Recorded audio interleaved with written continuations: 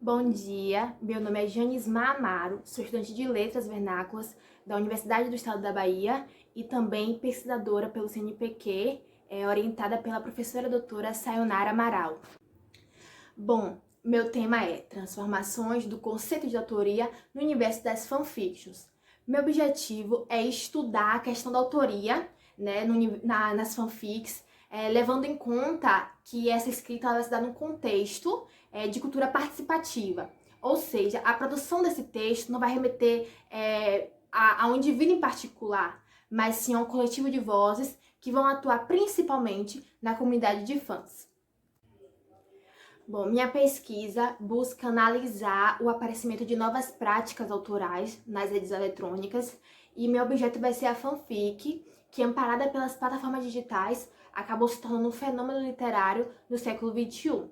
Para quem não conhece, a fanfic ela vai surgir do incômodo, né, da comunidade de fãs de algumas pessoas acerca do produto que ela consome. Então, por exemplo, se eu leio uma saga de livros, né, e não me contentei com o final, não me contentei com o personagem, se eu, por exemplo, imaginei um outro fim para tal pessoa, né, e assim por diante, eu vou criar uma nova história, né, utilizando aquele universo que já foi criado por alguém. Então a fanfic vai surgir desse incômodo, né? Então os fãs, eles vão passar a escrever novas histórias, novos personagens, novos universos. E essa brincadeira acabou se tornando muito séria, né? Então, pela via da fanfiction, eu procuro questionar a concepção de autoria, né? Tendo em vista essa noção tradicional que a gente tem de originalidade, né? Essa originalidade que é comumente ligada ao ato criador. Então, após a leitura de algumas fanfics na plataforma Wattpad, que é uma plataforma específica para esse tipo de escrita, eu vou considerar uma análise acerca, né, do conceito de autoria e todo o seu caminho histórico até o ambiente digital nos dias atuais. Então, primeiro, eu também fiz algumas leituras de alguns textos, como A Morte do Autor, de Roland Barthes, O que é o Autor, de Michel Foucault, e A Autoria em Rede, de Beatriz Sintra Martins. Esses textos têm um enfoque na noção de autoria, e para entender melhor a fanfic e a comunidade de fãs, eu investiguei alguns textos de Anne Jameson, fic, e de Henry Jenks, que é Cultura da Convergência e Invasores do Texto. Bom, para a elaboração da pesquisa, primeiramente fez necessário ler algumas fics. Para mim não foi complicado porque faz parte do meu dia a dia. Então eu selecionei algumas fanfics para ler, não só ler como hobby, mas também procurar entender qual processo autoral emergente estava sendo utilizado naquela escrita. Em seguida, eu procurei ler os textos teóricos críticos. Primeiro, os que tinham como temática a autoria, nesse conceito de autoria, a questão histórica, né, e assim por diante. Em seguida, eu fiz a leitura dos textos que tinham como tema a cultura digital, a cultura participativa e a comunidade de fã. Bom, após a leitura das fanfics e dos textos teóricos, foi observada uma mudança significativa na ideia de autoria, né, com o surgimento de novas práticas de escrita, que vão ganhar um espaço notório no ambiente digital. E é essa influência das redes eletrônicas que vai fortalecer a fanfic nos anos 2000. Também esse fortalecimento vai agregar novos meios e formas de comunicação na comunidade de fãs.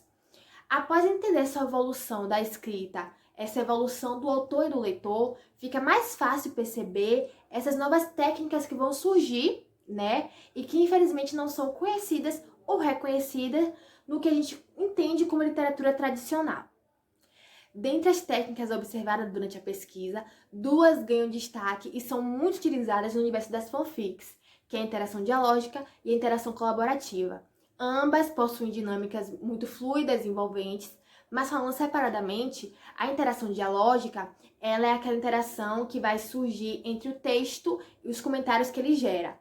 O texto em si, ele não sofre alterações, mas os comentários vão agregar novas percepções do público, e essa intervenção progressiva aproxima não só o leitor do autor, como o leitor de outros leitores, né? E aí acaba tornando o texto mais fluido, mais rico durante a leitura. Eu trouxe como exemplo fanfics do Wattpad que eu li, né? E o Wattpad é uma plataforma diferente das outras. No Wattpad, os comentários, eles são por parágrafos. Então, um capítulo chega a 100 mil, 50 mil comentários. Por quê? Porque cada parágrafo, ele comporta 1.000, 5.000, 10.000 comentários. Então, quanto mais for melhor a discussão do parágrafo, mais comentários ele vai gerar.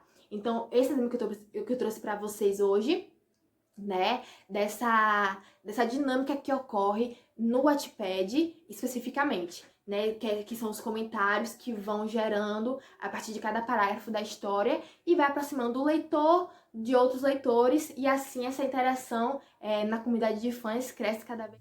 Bom, já a interação colaborativa, ela nasce a partir da cooperação intencional de dois autores ou de um autor com os seus leitores. Há exemplos de fanfics que vão conceder a abertura do texto para os seus leitores, então o autor vai conceder a eles algum espaço para eles criarem. Por exemplo, na Wattpad eu encontrei uma fanfic interativa em que a autora ela indica o parágrafo que o leitor pode construir um diálogo, pode dar uma resposta, pode criar um sentimento e assim por diante. E na Fanfic Obsession, que é uma outra plataforma, ela dá ao leitor a opção de dar nomes aos personagens e, em alguns casos, algumas características físicas. Então, assim que você clica no link da história, vai aparecer uma caixa de texto em que vai te fazer algumas perguntas, como qual é o seu nome, qual é o seu sobrenome, o seu apelido, o nome do seu garoto e assim por diante. E ao finalizar todas essas perguntas, o texto aparece prontinho com tudo encaixado, né? Então, isso aí a própria plataforma vai conceder, né, ao leitor. Então, Fanfic Obsession é uma plataforma de fanfic interativa, justamente para essa interação do autor com o leitor. No Wattpad, o exemplo que eu trouxe anteriormente, foi a opção da autora criar esses espaços para que o leitor criasse o diálogo ele mesmo. Há outro exemplo em que há a apropriação consentida. Como assim? Eu tenho uma fanfic, que eu trouxe como exemplo, uma fanfic do Wattpad, de um fandom da One Direction, tá? Então, eu tenho uma história criada para um público, né, fã da One Direction. Só que essa história fez tanto sucesso que acabou ultrapassando aquilo, né? Então, uma fã de um outro fandom do BTS pediu autorização à autora dessa fanfic para adaptá-la para o seu fandom. Então, a fanfic que era do fandom One Direction também ganhou a nova versão no fandom do BTS. Então, essa nova versão tem novos personagens, nova ambientação, mas a história continua a mesma. Isso se chama apropriação consentida porque teve a autorização da autora original.